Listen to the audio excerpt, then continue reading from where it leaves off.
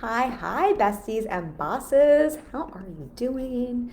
Happy Wednesday. I'm feeling very spring, so I put on the bright colors today. It is in the 50s in New York City. It's like 55 or something, which is kind of wild. While I am doing a little chit chat here, I'm going to see if I can pull us up in the group. I did something weird to my window so that I can make sure I see your comments because I can never see them through the other thing here. And I imagine some of you might have some comments while you're hopping on. I wanted to talk today though about sales. Here we go. I can see myself. This is exciting. Great. Now I can see all your comments. I wanted to talk sales today, but I want to talk about through a slightly different lens. So, fun news. It is my camera's a little crooked. It is my 8-year business anniversary this Friday, March 1st. I will have been in business officially for 8 years, which is mind-boggling to me. And I have been coaching for 10 years. So 10 years coaching, 8 years in business this Friday. And I was chatting with my coach about this a little bit. And one of the things I was reflecting is I've been booked out for 5.5 years now, and a couple contexts or nuances here. So I've been fully booked for 5.5 years, but what I was really celebrating and sitting with is that's amazing. Obviously, I'm very, very happy and proud of that, and so grateful for that in my business. And I've been fully booked with clients that I adore, right? Like I think we talk so much, or I talk so much about right fit clients. I think I'm the one who started using that term. And the reason I talk about this, I think it just makes such a big difference in your business. And so I have not just been fully booked for 5.5 years, but I've stayed fully booked, and I've stayed fully booked with right fit clients I adore. And I hold between 20 and 25 one-on-one clients at any given time. So that's, I think, also, a substantial amount of clients. And so I wanted to dig into this a little bit. Laura says, hi, happy 8th anniversary. Thank you so much. Thanks for being here. It's so wild. It's so fun. I'm going to talk about this more next week. I'm going to do a live on some are gonna sit with some of the lessons, but I'm sure, Laura, because I know you've been in business for a while too. There's this funny thing where I both feel like, wow, I know the stats for female-owned business owners, and it is an anomaly to be, or it's a very small percentage to be in business this long, to be profitable, to be successful. And I also feel like I'm just getting started. In many ways, for those of you who are just getting started, I think sometimes it can feel like, oh my gosh, 10 years coaching, 8 years in business, that feels so far away. And of course, that is a very long time, but it also, looking back, feels like this. And again, this is a different conversation, but I'm not an overnight success, for all of you to know. And I will also say, looking back, there's no part of me that's like, man, I wish I had gotten there faster. The speed, the pace was exactly the way it was meant to be for the growth, the lessons personally and in business that I needed. That's a little bit of a side tangent there. But I wanted to talk about being booked out for 5.5 years with a roster of 20 to 25 clients, one-on-one clients. Not that you need to have that many clients, but just for context there,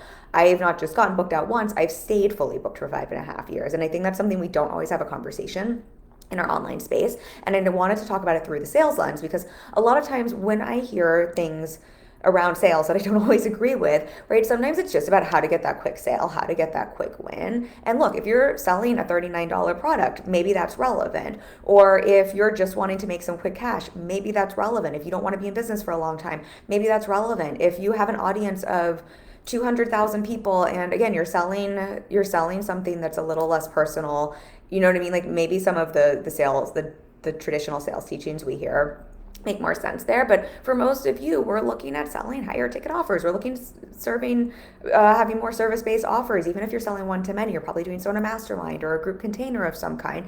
And I think we sometimes, when we talk about sales, miss the nuance and the difference that happens when we're selling containers that are service-driven, that are not $39, and that are serving, humans where we're going to interact with them, and that are a larger investment and a larger commitment.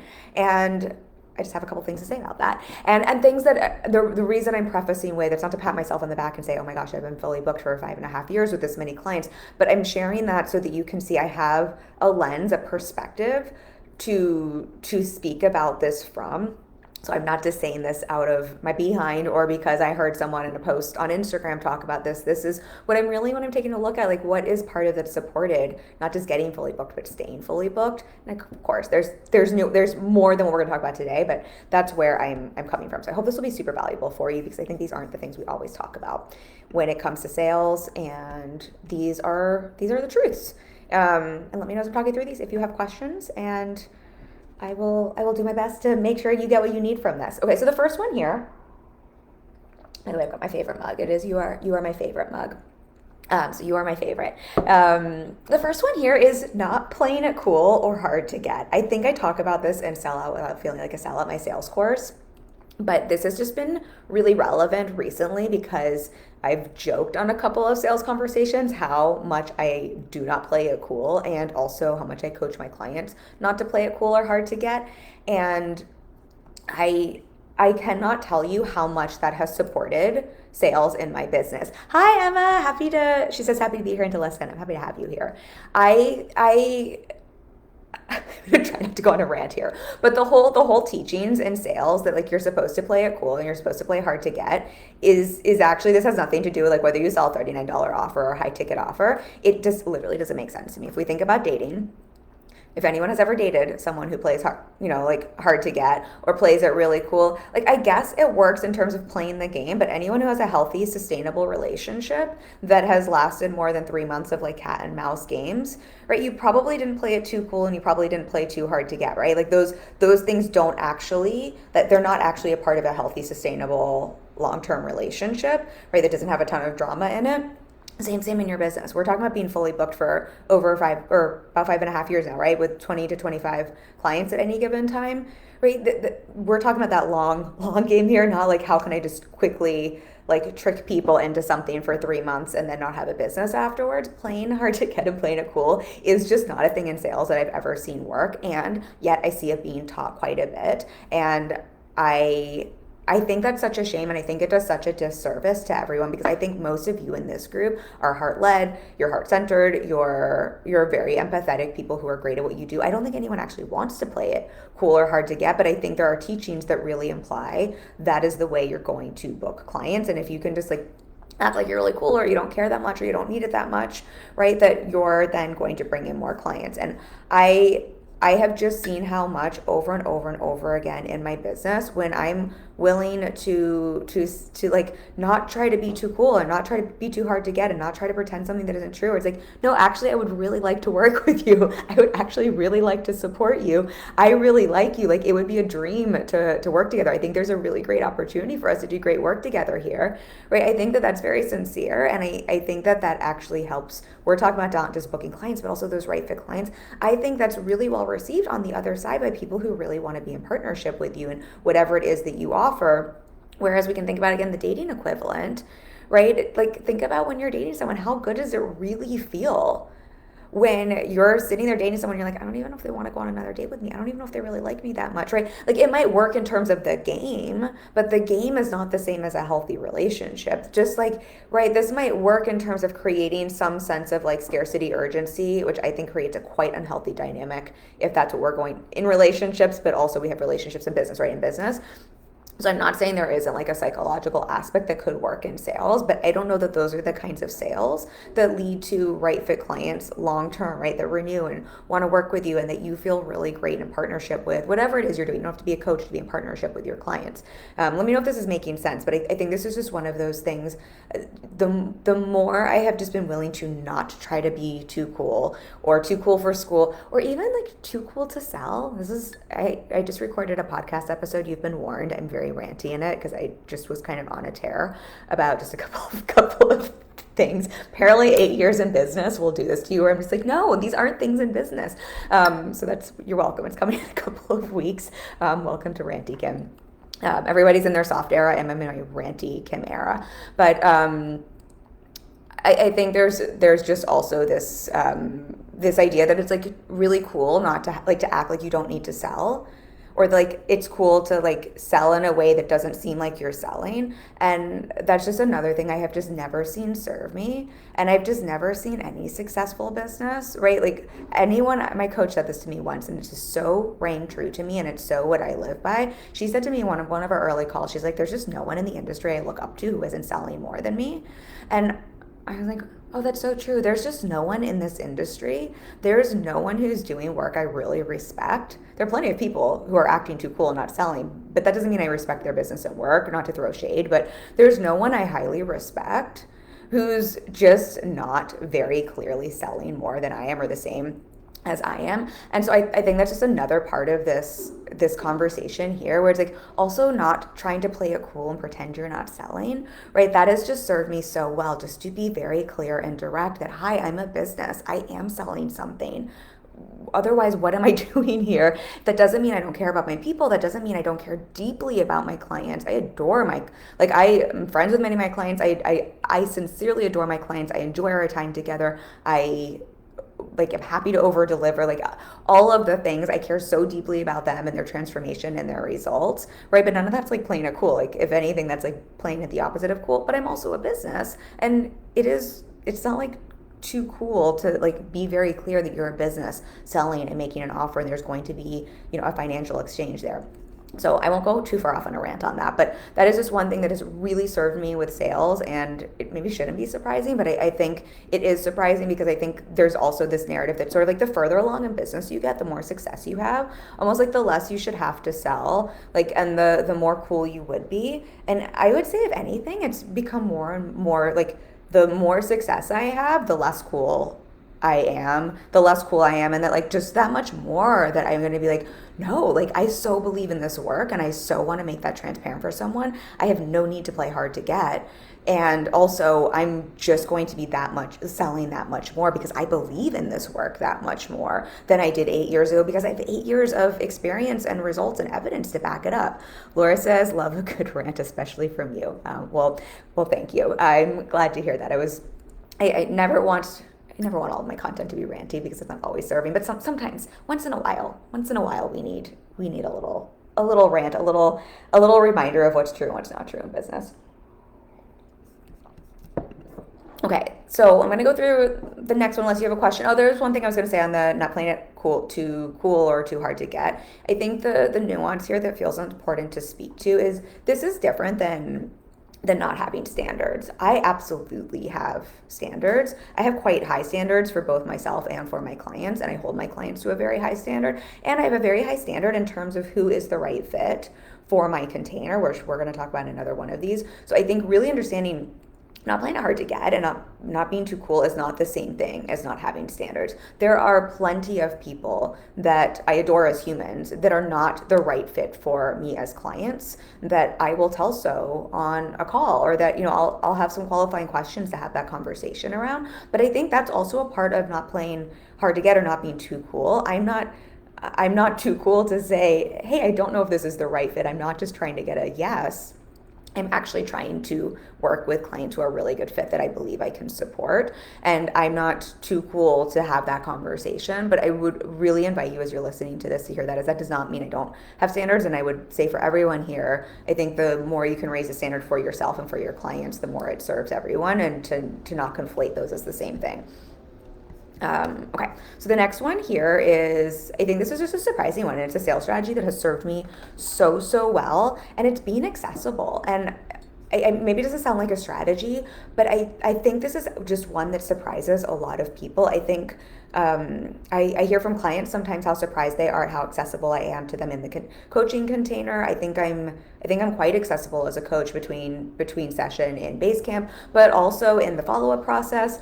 Before hiring me, I'm very accessible to, because we're talking more about sales here, to my clients for questions they have, or if they need to hop on another call, even before someone's a potential client, just in terms of my accessibility for having a conversation or answering questions, or even offering something like a free call.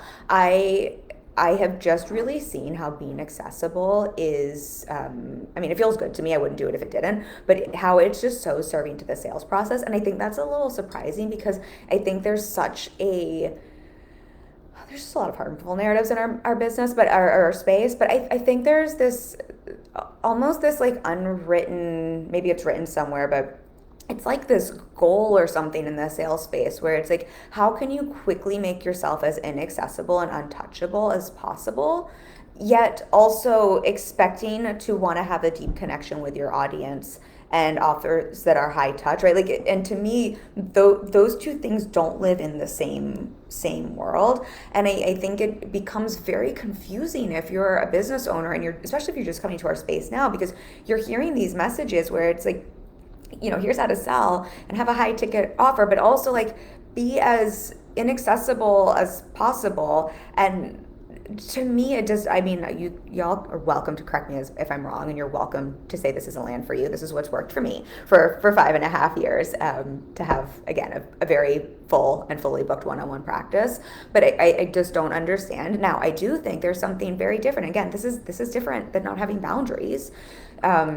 This is different than being accessible 24/7. And of course, your accessibility is going to look different depending on what container someone is investing to be in and what the level of support and the boundaries are, right? If you have a one-on-one container, you're probably going to have more accessibility than if you're in a membership you're paying $39 a month for, right? So I think we hear accessibility and our brains we just have it mean one thing. And I think a lot of times the reason we put up, or there's this teaching around like almost be untouchable, I think it's often because people, I don't want to project on people or assume, but I think a lot of times these sorts of teachings come from the place of, I don't actually know how to set and hold a healthy boundary. I don't know how to communicate those boundaries in a container. I don't know how to set those expectations and to hold to them. And so instead of doing the work there, I'm going to do the work, and I'm instead going to talk about how you need to be in my proximity by whatever, like these are all the ways, and otherwise I'm not accessible at all, right? And I think that's just, we're not actually solving the real issue, which is a boundaries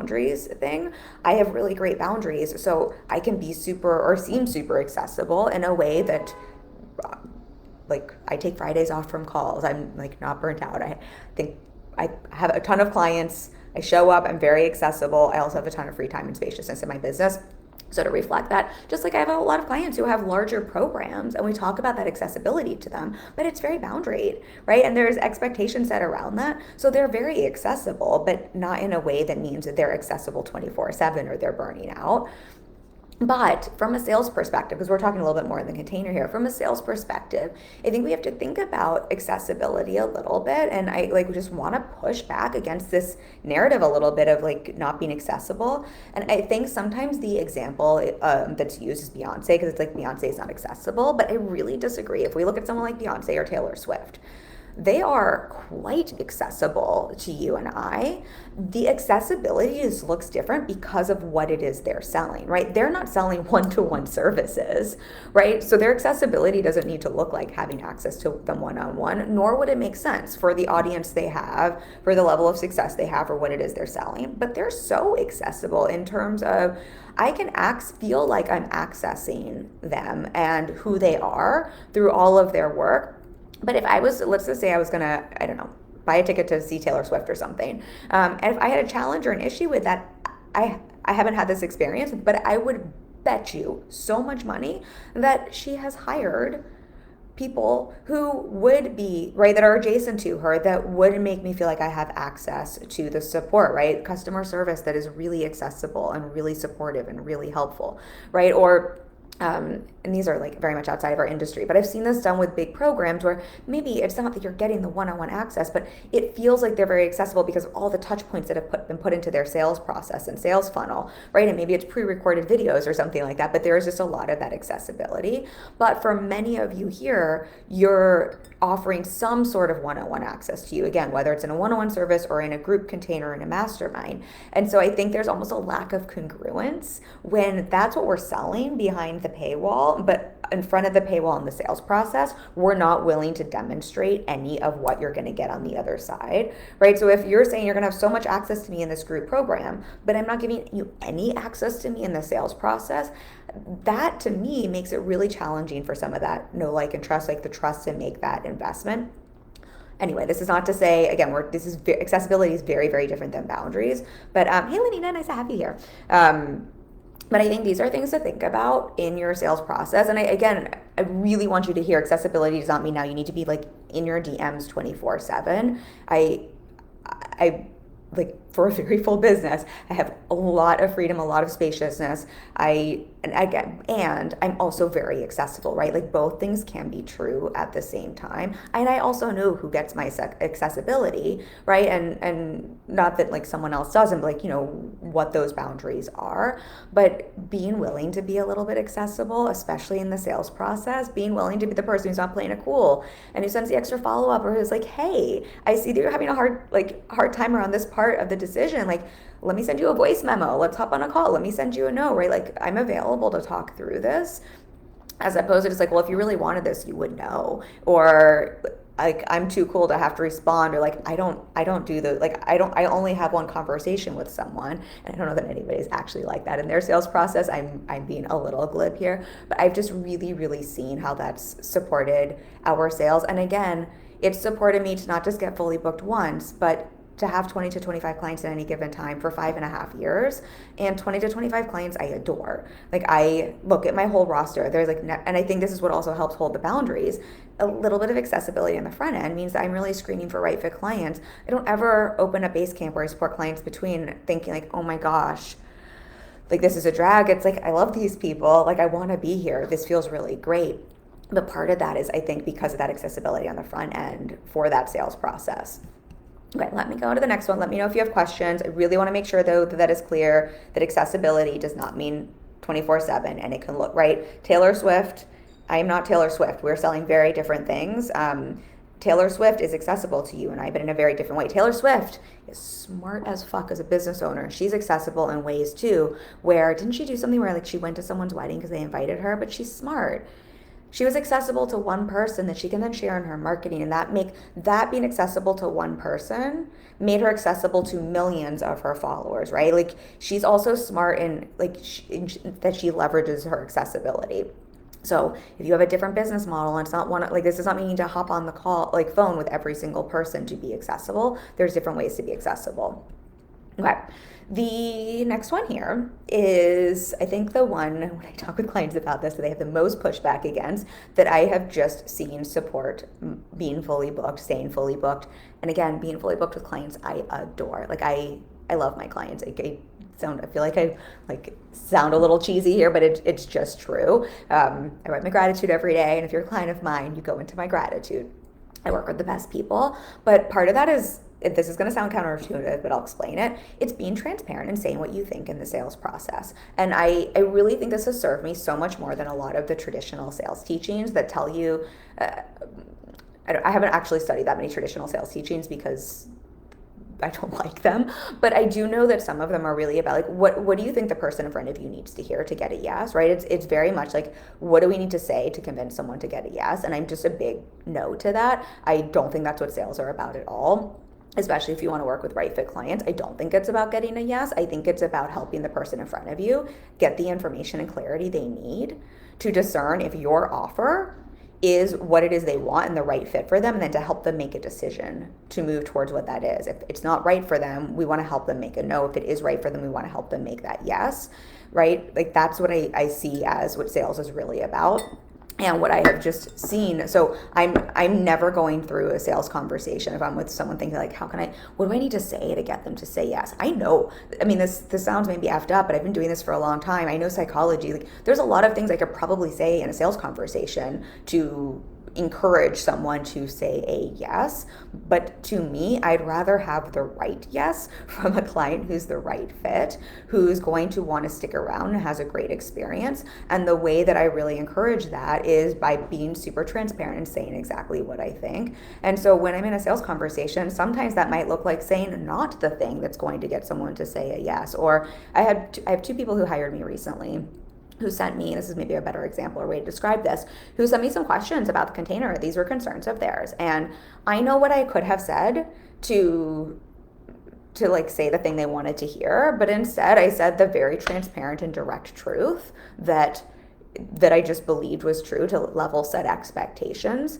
in terms of like what their questions and concerns were, just in terms of like timeline, expectations on results. And both of them hired me, and both of them are great clients. And again, I have clients I adore, right? I've been fully booked for over 5 years. Those things aren't a coincidence, but I think part of the reason for that is I'm just very willing then to say like, hey, like, here's what's true. Here's what I'm seeing. Like, let me level set expectations. If you're okay with that, great. We should work together, right? I think we can do some excellent work. If hearing this isn't what you want to hear, honestly, you shouldn't hire me. I don't think that I'm the right coach for you. I think that we're going to have a really miserable time together, right? And so just being really willing to be transparent and to say that and to level set expectations and to not just say the thing you think someone wants to hear. Again, sounds counterintuitive, but I have found to be one of the most powerful sales strategies in my entire business. And I will just on a sales conversation be very point blank and transparent with someone. And I almost feel like as I'm saying this feels like one of those things where it's like, this almost shouldn't be surprising to us, right? Like, what builds trust, right? One of the clients who hired me, she was like, I just so appreciate your transparency. Of course, that also builds trust, right? And that, I think, also shows confidence in your services if you're just so willing to be transparent and honest instead of just trying to get someone to say yes. You've been on the other side of sales conversations. We all have, right? You know, this is a good example. All of us, tell me if you've not experienced this, raise your hand. All of you know what it's like when you get a DM from someone and they're like trying to be your friend. I have someone right now and they're like trying to ask me how my coaching is going. And I'm like, could you just be transparent and direct? Because I don't even want to engage with you because I already know this many conversations down, like, here comes the sell, right? Everyone's like, tell me I'm not the only one who gets this. And you're just like, I already know what's happening here. So we have to imagine, like, our humans aren't stupid, right? People on the other side of a sales conversation, they know when they're being sold to. There's actually brain scans that there are studies that have shown that when someone believes they're being sold to, their brain goes into fight or flight. And when you're in a fight or flight response, this is maybe getting a little too brain geekery, but some of y'all might like this. When you're in a fight or flight response in your brain, you're in the amygdala, which is, it's the fight or flight response, right? Like this is a fear response. I think it takes about 20 minutes to kind of like regulate to get back to like a neutral if you're not like staying in fight or flight. But the part of your brain that makes decisions, the prefrontal cortex, right? This means you're not in that forward thinking part of your brain, the executive functioning part of your brain, the part that makes decisions, the part that can make an intelligent, sound buying decision. Now, it does not mean that we cannot get put into fear and invest from a fear response. I'm sure all of us have been in that situation before. But if we're thinking about booking right fit clients, we're thinking about not just getting fully booked, but staying fully booked year after year after year. Don't we want to work with people who are making a decision, not from fear, not from flight, but from that forward thinking executive functioning part of their brain? I know those are the clients I want to work with. And so I always think about these things where it's like, this isn't just like, oh, I've seen this to be true, but there's actually a method to my madness here. And I think sometimes just because something works in another landscape doesn't mean that that's what's going to work long term or be most effective or get you the actual result you want, which I think for all of us here, right? It's working with the right fit clients. It's working with people we adore. It's not that, you won't have outliers or like situations you ever have to navigate, but it's getting fully booked and staying fully booked. It's having a business that you can then scale if you want to. And so I think these are all things to be thinking about. And this is, again, that transparency and directness is one of those things I've just really seen to be serving for that way. Because I think what also happens when you're transparent, direct, and say what you're actually noticing or thinking instead of just trying to get the yes, right? Someone doesn't feel sold to on the other side. That, again, it demonstrates your confidence in your own work. But for the person on the other side, I think there's almost this like, oh, they're not just like trying to sell me. Like, right, I can get out of this fight or flight response because that's what happens to my brain when I think I'm being sold to. And I can actually listen. Like, there's actually a lot more trust built here. So I can actually understand a little bit better that this is what it would be like if I invest. Hopefully that nuance makes sense. Laura says, loving this conversation. Thank you, Kim. I'll be back for the second half on replay. Love you. Thank you for being here. And I'll see you on the rest of the replay. But hopefully that nuance is making sense there, where this isn't like, how can we just be so transparent and direct that we're not serving the sales conversation, but really seeing how that can actually build the trust, right? Demonstrate your confidence and help facilitate that conversation for sales. And maybe this is helpful to hear. I am still thinking through the lens of, what does this person need to know or hear to be able to make a clear decision, to feel safer moving forward? But it's not, what do I need to say to get them to say yes? It's what's really coming up for them, right? If they're needing me to say, I can guarantee you results no matter what, I'm probably like, how can I have the conversation that's transparent and direct, that's still addressing that's still going to create some safety for them, that's still saying, I got you, and here's how I got you, but also here's the transparency, here's the directness around what that might look like, or to level set expectations. Hopefully that nuance makes sense. Okay, I'm going to go to the next one because otherwise we'll be here for forever. So, okay, the next one here is, okay, this one, I don't think this one is as surprising. I said surprising in the title, but I think this is just worth saying. And I have a bonus one, so we'll talk through this one quickly because I've talked about this a lot, but it's giving value up front and building relationships. And I did want to touch on this briefly, only because I think it is such a Captain Obvious one, but I also think just because of the conversations I have with clients, I think there is, I think sometimes we forget the importance of relationship building and building that know, like, and trust and building those relationships before asking for the sale. And what I have just seen, we booked 7 clients this month or something like that, and I'm fully booked, right? Like, these are for future spots as well, but from our last masterclass, and 5 of them were in 3 days. We did the live stream on that. And I think it's one thing for me to say that, and then I think it's very easy to hear, if I don't give you the nuance and the context, to think like, oh, well then if I just build a funnel, or if I just do these things, like, that result will happen also. And like, yes, that's true, but when I look at everybody who's hired me, right, what I really see is, and I pull the lens back, and we talked about this more last week, so you can catch that replay, but when I look at the data, I'm like, oh, these are all people I've built a relationship with previous to this in some way, or this class did a really great job because it met them at the right time in the right place to speed up that relationship build. But I, in some way, have offered free value, even that masterclass, right? Like, that's free value. I've just been really willing to offer free value and or to build a relationship with people, and that combination, right, before asking for the sale, then makes it very easy to get sales. But it'd be very easy for me, like, well, steal my sales email sequence for like making X amount of money. And yes, that's true, but I think that would like miss out the other portion of what made that sales sequence work, which is offering free value up front and building relationships ahead of the sale. And I say this because that's probably the simplest strategy. Like, if you were going to do nothing else and you want to book out your business and you want to get fully booked and stay fully booked, I would just say, how can you just be so willing to build relationships and to give value before asking for a sale? Nothing will make it easier to sell and to book clients, in my opinion. Like, that is just the thing that has made it super, super easy in my business. And I think why my business continues to feel easy. Is it always easy, in air quotes, to create free value? I feel like in some ways it is, but like, of course it takes time, it takes effort. I'm not discounting that, but I think it's a lot easier than trying to figure out like the perfect copy on a sales page that's going to have someone not have any objections ever, right? To have a whatever conversion rate. Like, this makes all of that work so much better for you. So I won't go on about that one too much because I think that's pretty obvious, but if it's not and you want questions or specifics around that, let me know. But and I have clients who who haven't maybe consumed, that maybe this is helpful to hear too, with the getting fully booked, staying fully booked piece. I have clients who come from like a referral or something like that. So like, this is actually maybe really helpful to hear. I have had people come to me as a referral, and what I've really learned is how important this piece is and how much marketing works, but how much giving free value and building relationships up front works. And I've really seen that referrals for me are actually a lower conversion rate than people who come to me through my work. And the reason for that, I believe, is when someone comes as a referral, I'm so grateful for referrals, but I am, yes, I'm getting the vouch for like whoever is referring me, but I'm usually one option of a couple. And there's not a lot to discern what's different about me outside of that conversation we have.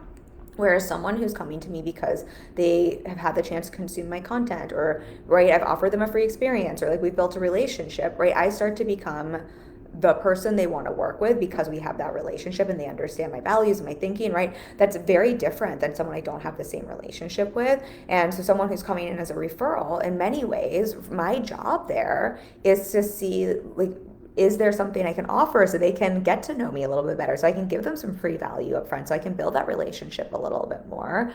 And that has just really been interesting to me and eye-opening to look at, and to see that, to me, that is just such evidence of the importance of being willing to build those relationships and give that value up front. And it doesn't mean that, referrals are bad or referrals won't hire you, but I think for all of you who use referrals, but for those of you, I have some clients who use affiliates for launches. This is something we're talking about, where it's like, it's one thing to have affiliates promo your stuff. It's another to build a relationship with an affiliate and then see how with your affiliate you can give some value, right? Build that relationship with their audience to increase that. That's going to give you such better results on the other side in the sales process. Hopefully that makes sense. Why do I never see these notes? Okay. Oh, because they just came up a minute ago. Josephine said, "Hi, Kim, glad to be able to join." Emma says, "Honestly, after you and I had our first consultation free test session, I was really struck by the fact that you totally gave me an actual coaching session." I appreciate you saying that. You said, and it wasn't just leading up to a sale. Yeah, I so appreciate you saying that, Emma, and I adore you. And yeah, I think maybe just like great evidence for everyone to see here. And it like really wasn't just leading up to the sale. It was for all the reasons we're saying here, right? I adore you and I want to work with clients I adore, but I also see that as my job, right? Because you're saying it here, I don't think I'm disclosing anything, but you were a referral to me and I don't expect you to just know who I am. And like, just because of some shiny results on a website that other people have as well, right? For that to mean that I'm like then going to be the person who's the right fit. I really see it as our job as service providers, right? I just sometimes think I'm going to use myself as an example. This is for everyone. Everyone, you do not have to agree with me. You do not have to take this on. But I just see I hold my job very seriously and I hold it to a very high standard. And I hold my clients to a very high standard. And I just see it so as my job to build that relationship, to build that trust, if I'm going to ask someone to invest a large sum of money into a program with me. Anyway, I might appreciate you saying that. Josephine says, "That's so interesting that you are one option of a couple, learning that the key is to become the only person they have decided to work with." Yeah, and I mean, not that it's like wrong if someone's meeting with a couple of people. I think we want to be I'm just saying that because I don't want anyone to walk away from this. You know, sometimes they drop things without all the context and then it can be misunderstood. Like, it's also normal to be one option of a many. I think all of us have to remember, right? For whatever we do, there's usually a couple of other people who do as well. And we have to assume most people are considering a couple of other people. However, the more you're willing to build a relationship and the more you're offering that free value up front before asking for the sale, right? And then things like what that's why I'm like on a tear about my new coaching intensive, Your Marketing Multiplied, because a lot of what we do in there is the messaging and the positioning, the marketing strategy for this reason, right? The more you have that dialed in, then the more you can become the one and only option for your person, because they just learned through that. They built that relationship why you are the right person for them, as opposed to they're looking at 5 people who all kind of look similar and could be an option and right could get them the result. I think I said this on a live a couple of weeks ago, but my goal with people, and obviously it's not always the case, but my goal through my content, through my marketing, through my messaging, through the relationship building, through the free content is I don't want someone to hire me because they're looking for a business coach. I want someone to hire me because they want to work with me as their business coach. And that's a really, really big difference.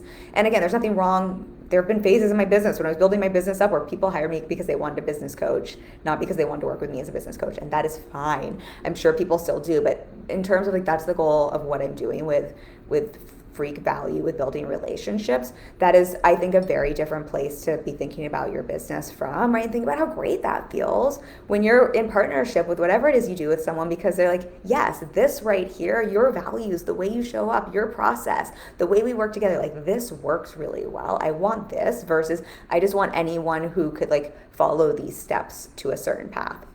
I hope that makes sense. Okay, let me go to the next one because my timer is gonna go off in a minute because I do have a client call after this.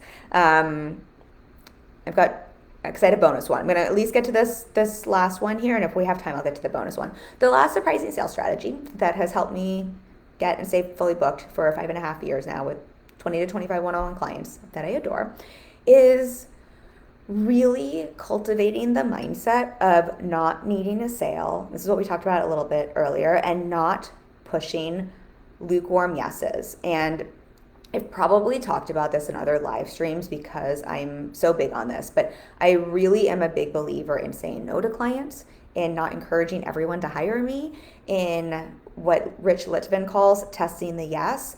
And I think that's a little counterintuitive, and I have just seen how that more than anything has really supported me in having a fully booked business that stayed fully booked, for a couple of reasons. I think when I mean, there's the whole just being desperate for yeses. I think that's a whole different conversation just in terms of like that desperate energy.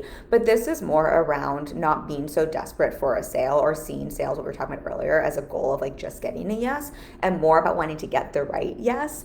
And with that, just being so willing to, I've had a couple of calls with people recently. I actually had someone hire me recently. We did great work in intensive, and I, for various reasons, suggested that they, because we were maybe going to talk about ongoing work, and they're incredible. We did great work together. This wasn't like they weren't the right fit as a human, but just for a couple of other reasons, just in terms of like things that were going on, for just some personal details that does not feel okay for me to disclose here, I suggested that I really didn't feel an integrity for me to offer ongoing coaching. And I'm reflecting this here because there are plenty of times people have booked calls with me where I will tell them, like, to be really transparent, it doesn't feel like, and correct me if I'm wrong, and I might have some qualifying questions and I'm willing to have a conversation around this, but I really am not sure if this is the right fit, or I really don't know if my offer is the thing that you really need or the thing that's going to be the best fit to support you with what you're saying you really want, or there might be a values conflict there. But I just really see how being willing to say no to clients, say no to money, say no to opportunities, or also to test a yes. And testing the yes means when you have someone who's saying yes, but it's kind of like that yes that's coming from the fear, or that's coming from, this is me pointing to the fear part of your brain, the amygdala, right? When you think someone's saying a yes for maybe the wrong reasons, sometimes I will test a yes, and I tell people this is why I won't take a credit card over the call, and sometimes I'll encourage someone to sit on it depending on where I think it's coming from, because I want to work with the right clients who want to work with me, who want to stick around, right? And the way someone's going to get the best results in my coaching container is it's the right fit, we're the right fit. And of course I can't do like, I've had people where we've had to lovingly part ways, like that happens over 8 years. Like, this isn't like a fail-proof system, but for the most part, on the like 95 percentile, right? People are a right fit, and we do great work together and we get great results. And I think this is part of the reason why, because then people are coming into the container, they're the right fit, we're the right fit, the coaching container is the right fit, they want to be there. All of these things come into play, then they're getting great results, right? That helps me to sell more. They want to stick around, they want to renew. We can see how all of this actually supports getting fully booked and staying fully booked, even though maybe it doesn't sound that way. I've also had cases where testing the yes, or maybe suggesting it isn't the right fit, I've also had people lovingly like say, like, actually, I'm now going to sell you on why you should take me on as a client. And I've been convinced the other way before, and it's been a really great way to qualify, right? To invite a client to raise their standard. So I think there can also be a sales strategy in that. I wouldn't use this with everyone where it's like, this is how I'm going to get them to like convince me that they should hire me. But I've absolutely had that experience as well when I haven't been fully sure on my side. But this kind of goes back to the first thing we were talking about, where it's like just being willing not to be so cool in a sales conversation. And, then here also just being willing to not just try to figure out how to get a yes from everyone. I have just found to be so supportive. And I think it's a sales strategy, and I think it's actually a strategy that supports booking more clients and retaining more clients. And definitely the retention. We have a very high retention renewal rate, but I think this is part of the reason for it, right? The retention and renewal rate starts with what's happening in the sales process. The majority of my clients renew and work with me for a minimum of a year. I've had clients who've been with me for 5 years, maybe more than 5 years at this point, right? But this is part of that. Okay, I'm just gonna read these because I've just been on my own little download journey. Josephine says yes to that. Hire me because you want to work with me as a business coach. That's how you work with your ideal clients. It's the best way. Exactly. And for everyone, like, and it takes time to get there. It's also like, I probably had my first couple years in business where I was just the option for everyone, and that's also okay. So don't turn away clients just because you're not the only option for them. But I think this is more like the mindset and the approach we want to take to our sales process, to our marketing, to our messaging, right? Like, how can we really try to encourage this? But please don't make it wrong. Don't make yourself wrong, and don't push away clients if that's the case. That's also okay, and can still be really great clients. Josephine says, I love that, not pushing lukewarm clients. Yeah, and Josephine, I just love that you said that because it'll just be the last thought here. I think the thing I've just really noticed, one of the things I coach my clients around that I'll sometimes do is I call it a qualifying question in a sales conversation, where it's more to qualify, like at the end, like if someone really is a fit. And what I have found is someone who's maybe a little lukewarm, or someone who, like I'm not sure is the right fit, if I ask a qualifying question, right, this gives them an opportunity to either screen themselves out, great, right? Like we did our job in a sales conversation, or it gives them the opportunity to raise to the standard and actually to tell me why they're going, like why they're not, like to go from lukewarm and to say like, actually I'm ready to step up, here's why I'm going to be a great client. And so I think that can just, in terms of a sales strategy as well, just for everyone to hear, right, sometimes having those qualifying questions, sometimes pushing back around, are we the right fit? When that authentically feels true, it's really great, because someone who just isn't the right fit, they're going to just be like, oh, you're right. And then you don't try to convince someone or spend like 25 follow-ups for someone who's just like not the right fit, or get into that thing where it's just like a funky thing working together. But someone who is, or who like just needed that little like that challenge to rise to the occasion, they will step up. And what's so beautiful is that you're not pushing your agenda, you're not hard selling someone, you're letting someone sell themselves. You're letting someone tell you why you're the right option, or why they're ready to raise their standard, why they're ready to step up. And I just think that's such a more empowering place for someone to invest from. So that has been definitely a strategy that I use, but also the mindset and perspective around it.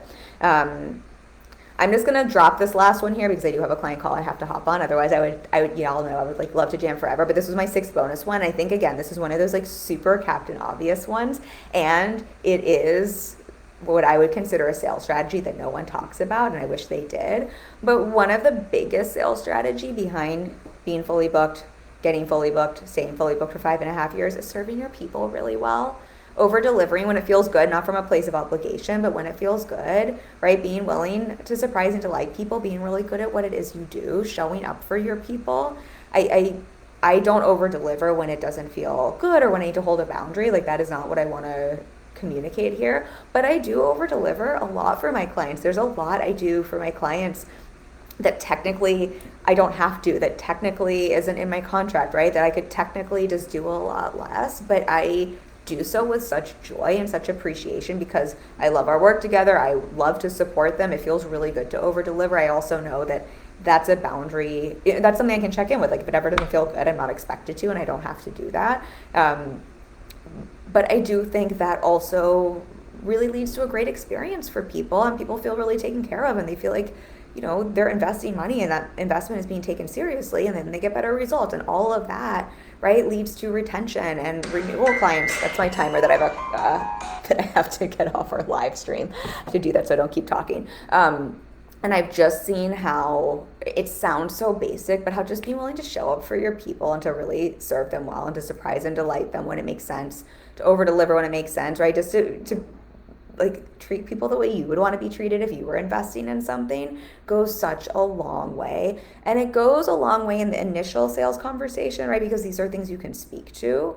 But it also, I think we forget that sales aren't just about getting a yes, right? I mean, that's just not the point of it, but it's not just about booking clients. It's also about retaining clients. And this isn't like, you might not have an offer that allows for renewals, but you still want to retain clients, right? You want to minimize the number of people who are doing chargebacks or doing, you know, refund requests. When you serve your people well, right? When you test for the yes and you book for the right clients instead of just trying to get the yes, this helps you not just make a sale, but keep a sale. And that makes business so much easier.